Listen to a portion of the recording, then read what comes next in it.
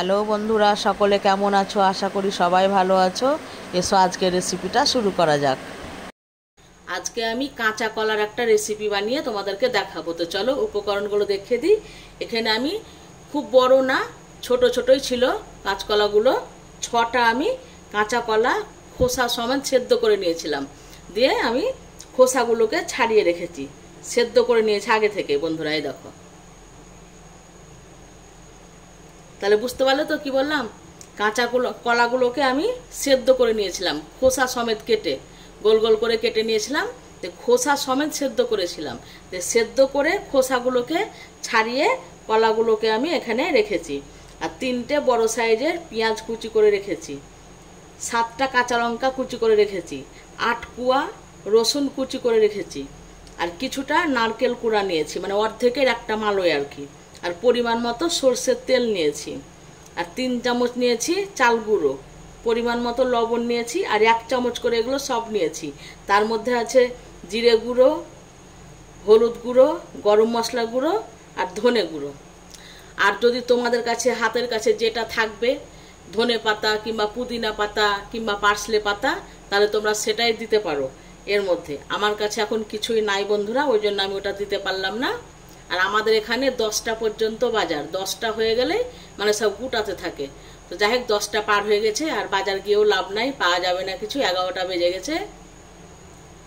তাহলে চলো তোমাদেরকে দেখিয়ে দিই আমি কিভাবে বানাচ্ছি।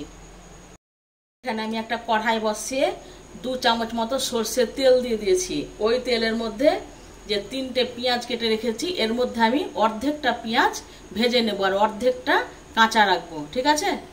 অর্ধেকটা আমি এখন দিয়ে দিচ্ছি এর মধ্যে।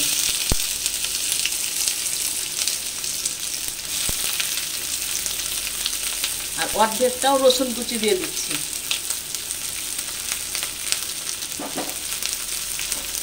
যে পেঁয়াজটাকে ভালো করে ভেজে নেব। পেঁয়াজটা ভাজা হয়ে গেছে, এবার আমি গ্যাসটাকে বন্ধ করে দিচ্ছি। বড় বাটি নিয়ে নিয়েছি, ওই বাটির মধ্যে এই সেদ্ধ করা কলাগুলোকে আমি ঢেলে দিচ্ছি।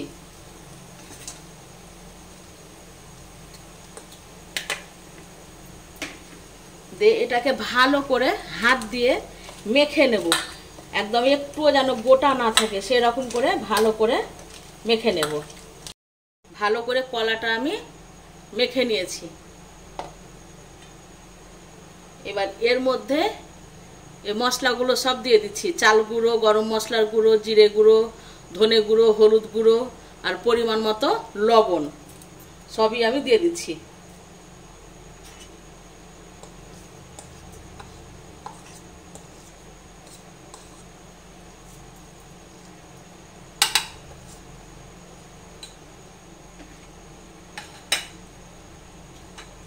নারকেল কুড়া দিয়ে দিচ্ছি, রসুন কুচি, কাঁচা লঙ্কা কুচি, আর যে অর্ধেকটা কাঁচা পেঁয়াজ রেখেছিলাম ওই কাঁচা পেঁয়াজটা এখন আমি দিয়ে দিচ্ছি।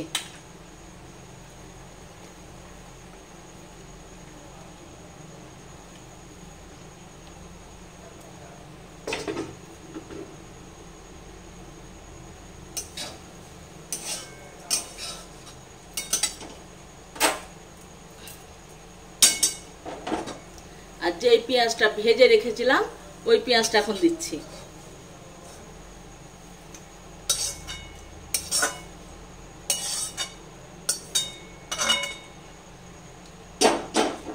সব শেষে আমি টমেটো সস দিয়ে দিচ্ছি।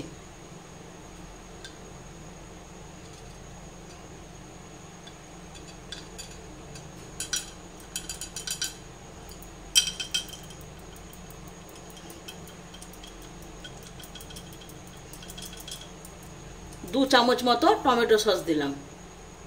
এটাকে ভালো করে আমি হাত দিয়ে এখন মেখে নেব সবগুলোকেই।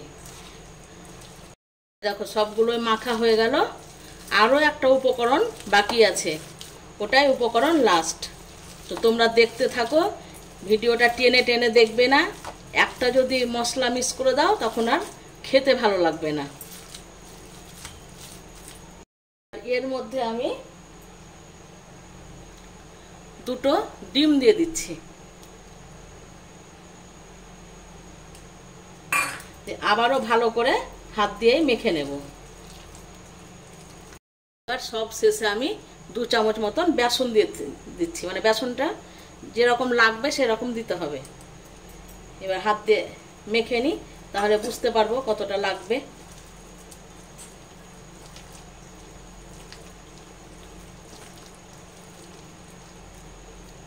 আর একটু মনে হচ্ছে আমার বেসনটা লাগবে, তাই আমি আর একটু দিয়ে দিচ্ছি।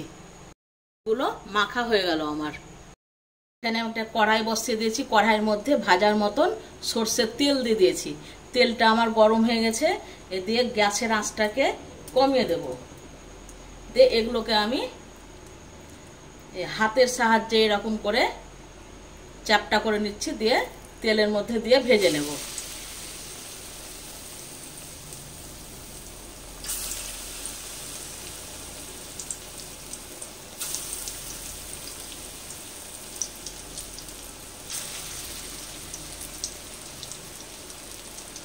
এটা তোমরা ডাল দিয়ে আর ভাত দিয়ে খাবে, খুব সুন্দর লাগবে। এবং যদি শুধু সসের সাথে খাও বা এমনিও শুধুও খাও, সেটাও ভালো লাগবে চায়ের সাথে।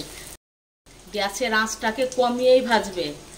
কমিয়ে যদি না ভাজো তাহলে কী হবে বলো তো, ওপরটা পুড়ে যাবে আর ভেতরটা কাঁচা হয়ে থাকবে, তখন খেতে ভালো লাগবে না। আর গ্যাসটা যদি কমিয়ে ভাজো না, তাহলে মচমচে হবে। দেখো এক পিঠ হয়ে গেছে, আমি এবার উল্টে দিচ্ছি। এগুলো আমার ভাজা হয়ে গেছে সব। এবার আমি এগুলোকে অন্য পাত্রে উঠিয়ে নিচ্ছি। এই দেখো অন্য জায়গাতে আমি উঠিয়ে নিলাম।